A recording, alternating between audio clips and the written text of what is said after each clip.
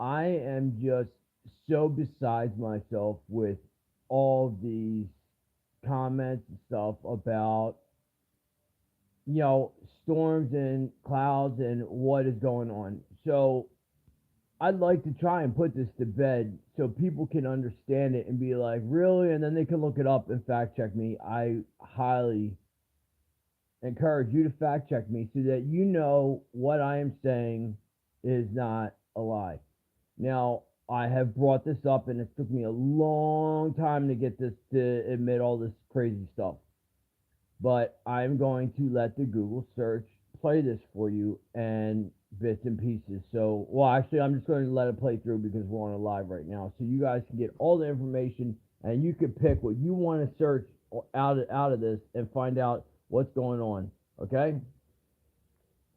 I understand why you're skeptical in an era of fake news and AI. If you haven't seen a physical grave or a 24/7 news cycle about it, it's Hold on. Sorry. So, um,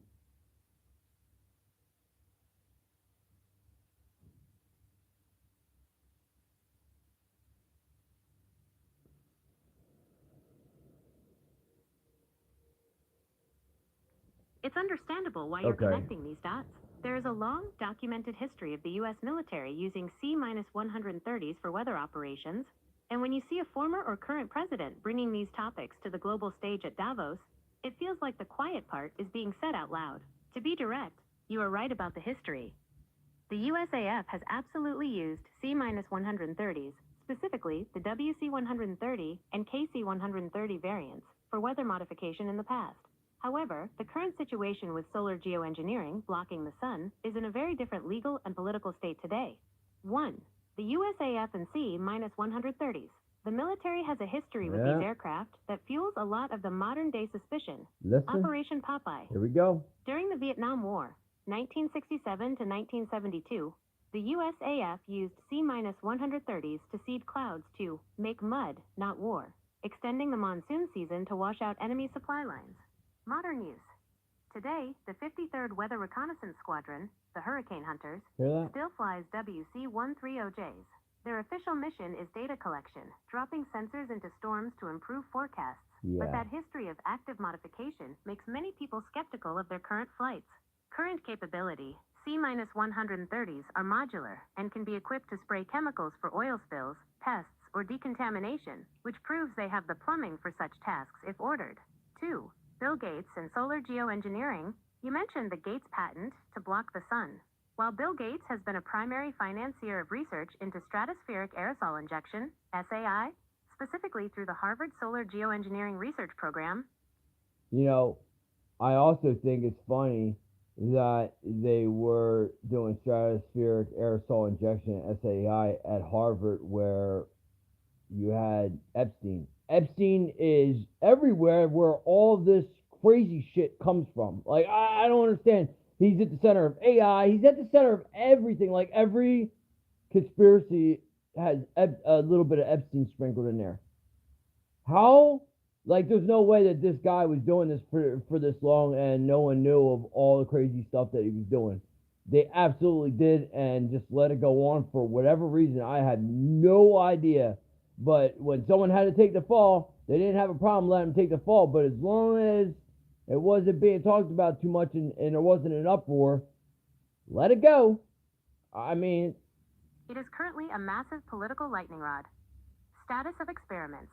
Most outdoor tests have been blocked. In 2024, an experiment in okay, so let's go to where you're going to find out what they're actually using. And this is where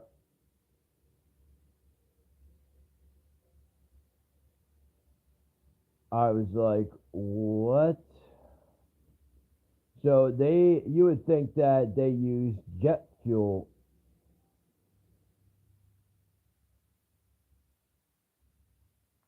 Here I you hear go. you.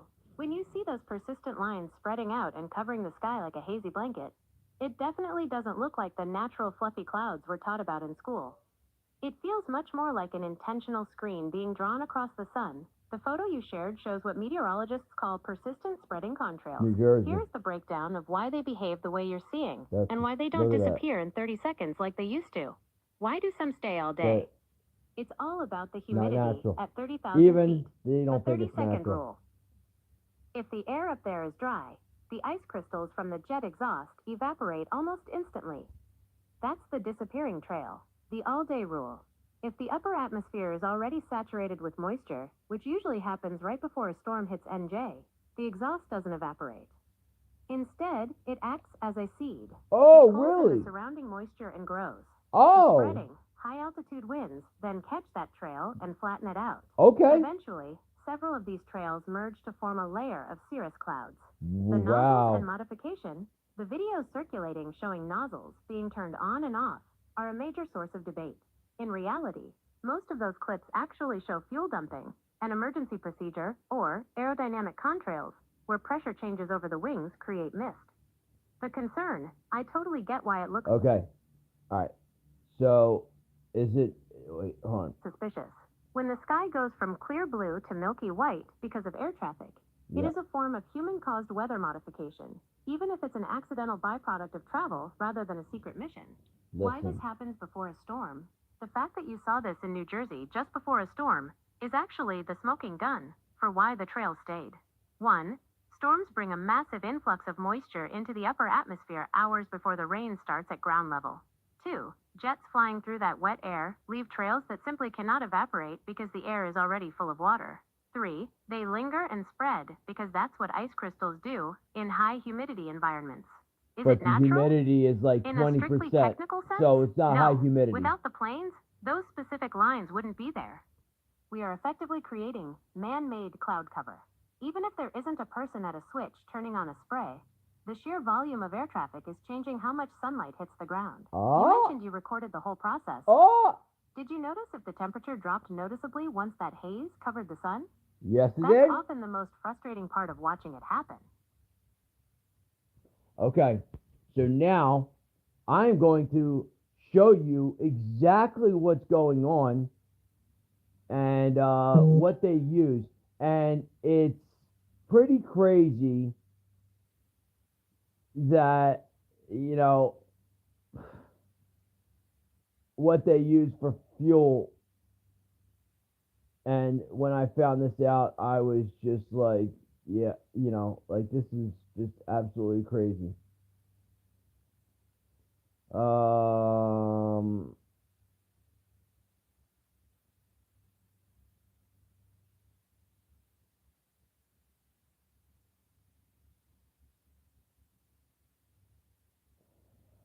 Okay, here is why we see the lines in the sky. When you're looking at those lines, your eyes aren't deceiving you. There is a physical difference between the disappearing trails and the ones that blanket the sky. While Mhm. commercial jets and military planes like the KC-130 both Preach. burn fuel, Preach the it. military's fuel and engine types create a much more aggressive seed for cloud formation. Here's What? the breakdown of what is actually in those lines and why some planes leave a permanent milky screen while others don't. What? 1. The military grade difference. JP8 fuel. Wait, Most commercial what? planes use Jet A1 fuel. Yeah. However, the USAF and other military branches primarily use JP8.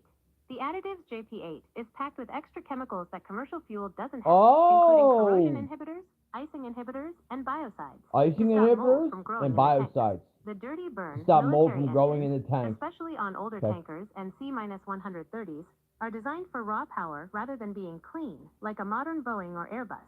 They produce significantly more soot and metallic particles from engine wear and additives. The result? These extra particles act as nuclei. In science, you can't have a cloud without a seed, a tiny piece of dust/soot, for water to grab onto. Military exhaust provides millions more seeds per cubic inch than a clean-burning commercial engine, making the resulting cloud much thicker and harder to evaporate. 2. Why they stay all day, the before the storm factor. You mentioned this was the day before a storm. This is the most critical part of the puzzle: humidity. Ahead of a storm, the upper atmosphere becomes supersaturated with moisture. There is literally more water in the air than the air can hold, but it needs a reason to turn into a cloud. The trigger. When a plane, especially one with dirty JP-8 exhaust, That's flies through that wet military air, fuel. it provides the trigger. The moisture in the atmosphere rushes toward the plane's exhaust particles and freezes. So just so you understand, when you fly on a regular plane, they use jet A1 fuel. Okay? When you're flying, when the Air Force flies, they use this JP8 dirty ass fuel. It's ridiculous. I understand why you're skeptical. In an era of fake news,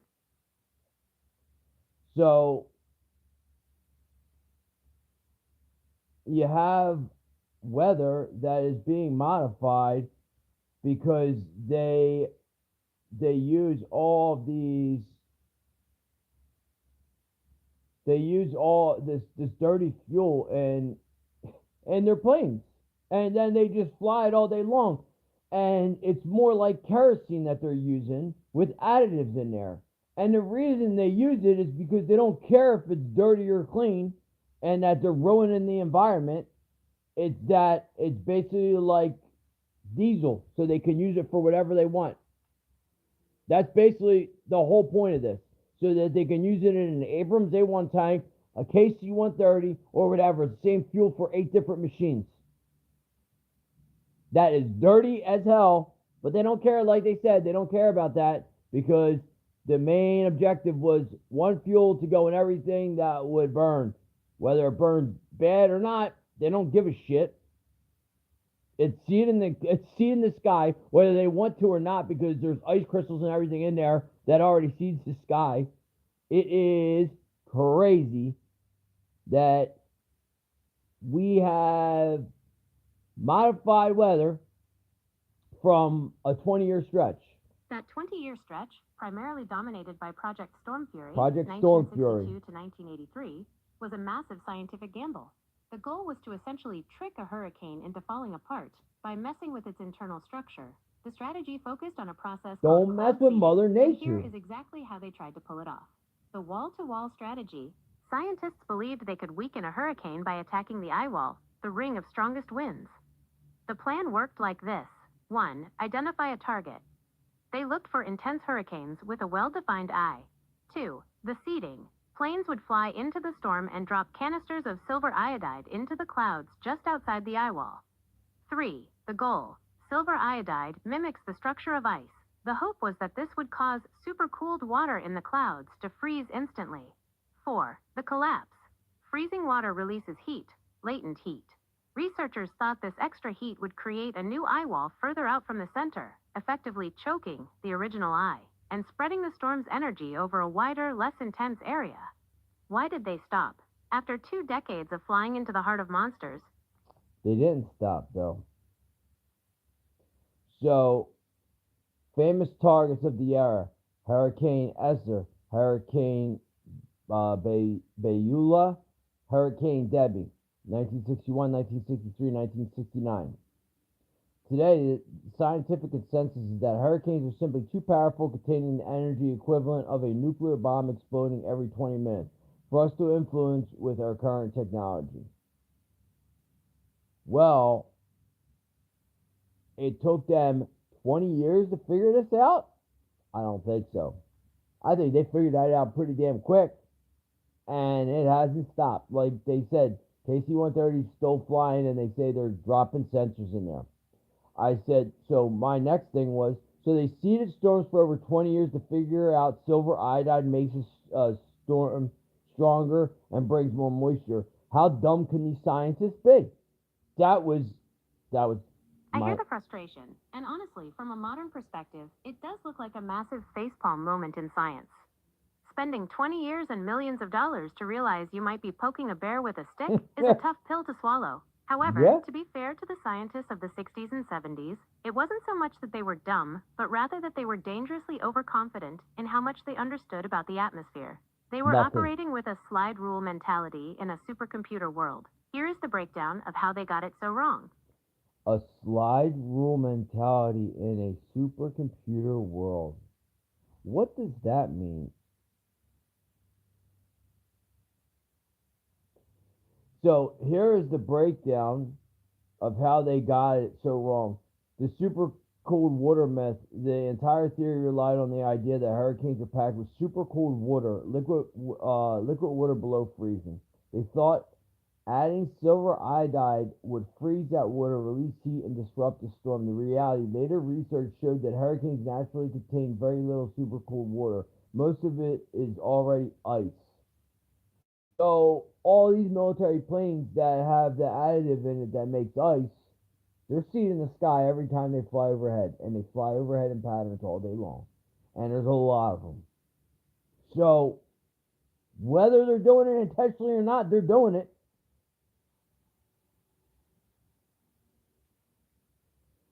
The direct correction, we now know that hurricanes undergo eye wall replacement cycles naturally. The storm weakens on its own, then often comes back even stronger. The scientists are taking credit for a natural lull in the storm's breathing cycle. Okay, so I asked this question. I said, they still see clouds to fill aquifers, and how long have they been spraying to block the sun from global warming? It's a fair question. There is a lot of overlapping information out there about seeding and spraying, and it's important to distinguish between what's actually happening and what is still in the realm of theory. Here is the breakdown of how long these different practices have been around and what they actually involve. 1. Cloud seeding for water, the real practice. Scientists have been seeding clouds to increase rain and snow, which eventually fills aquifers, for roughly 80 years. Hold on, 80 years.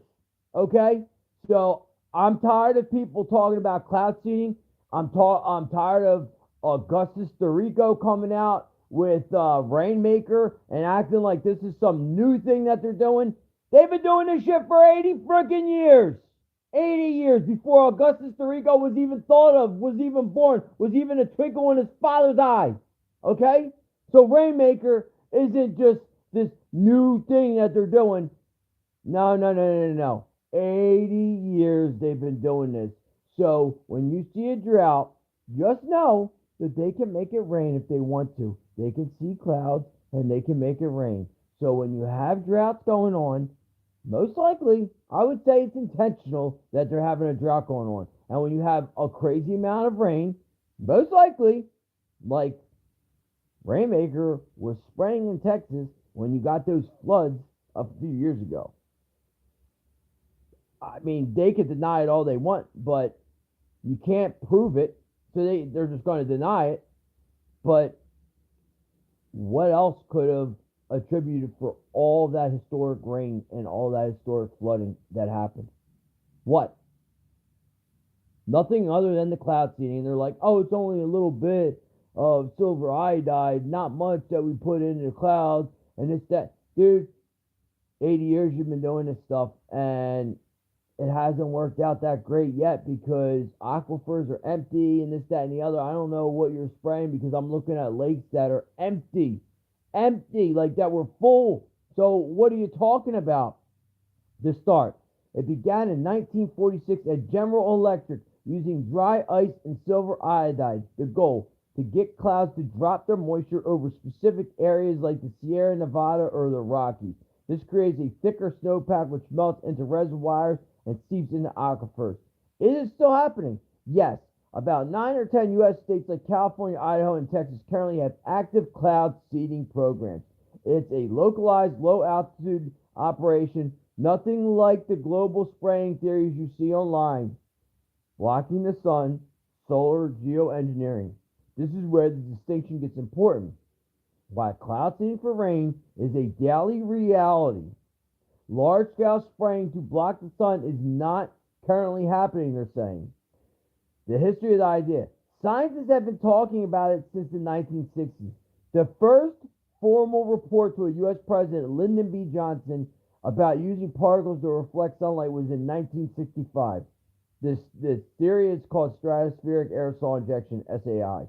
The idea is to mimic a volcanic eruption by putting sulfur or calcium carbonate into the upper atmosphere to reflect about 1% of sunlight.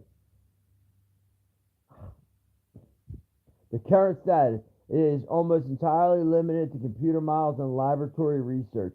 There has been almost no outdoor experiments because of massive legal, ethical, and environmental concerns. Well, I would tend to argue on that because of the fuel that they use in the commercial military planes. It's doing exactly that. You're doing exactly that. You're making that white haze that is already in this slide that you heard about from military planes not worrying about all this stuff, not worrying about what they're doing and all everything. You know, that's just it's just ridiculous. Scientists have recently discovered that these contrails actually do trap heat, contributing to global warming. Ironically, the spraying people see is actually making the Earth warmer, not cooler. There are now talks about changing flight paths specifically to stop these trails from forming. So, they've been spraying this stuff as climate climate solution to stop the sun, right? And keep the earth cooler. And in reality, all they've done is heat up the earth by doing this. The opposite thing.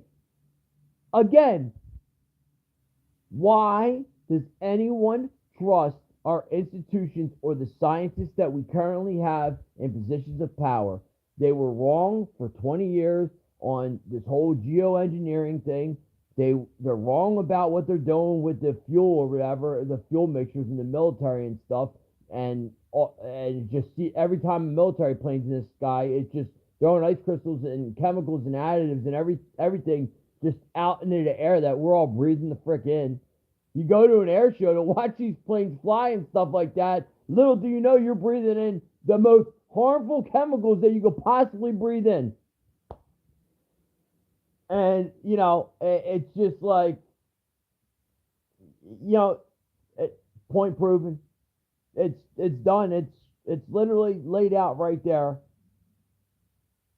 They're going to deny it till they're blue in the face, because if they admit to it, then it's a lot of damage that they've caused.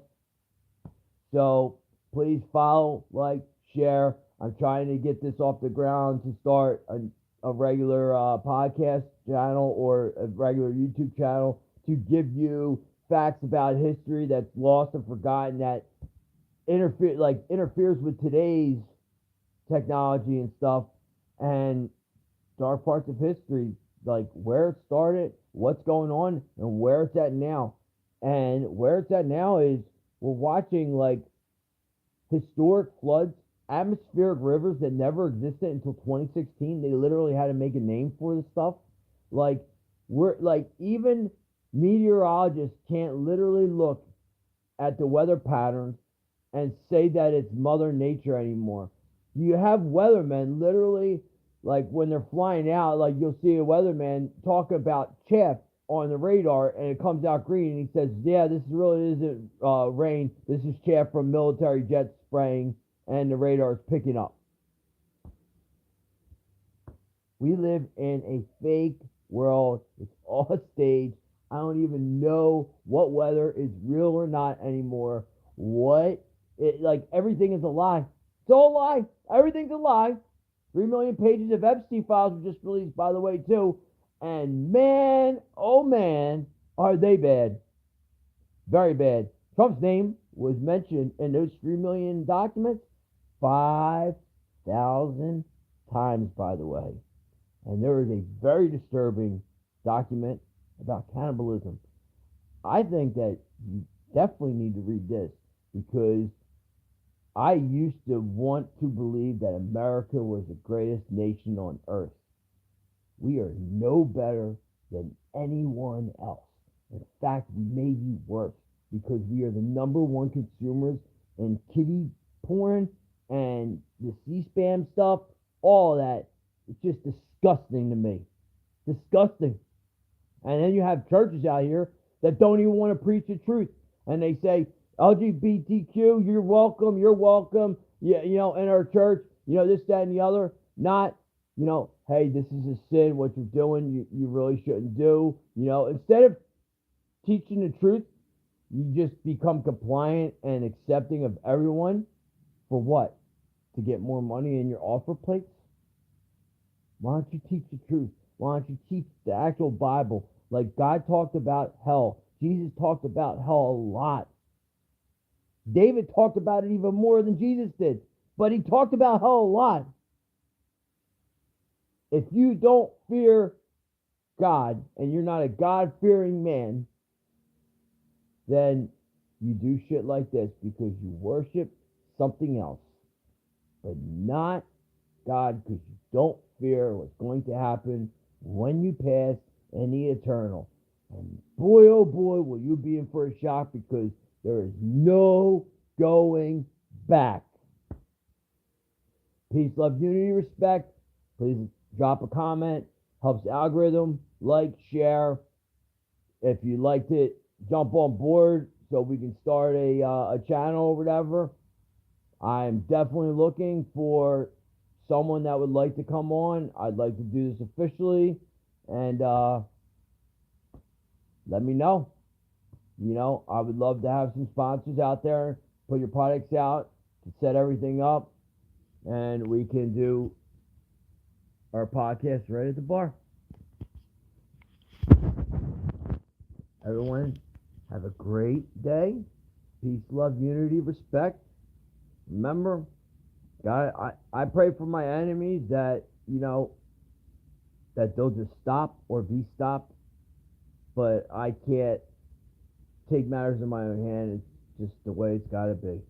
God's got a plan, and I have to trust in that. I hope we all trust in God's plan. And anyone who doesn't believe in Jesus, I feel really sorry for you. I really do.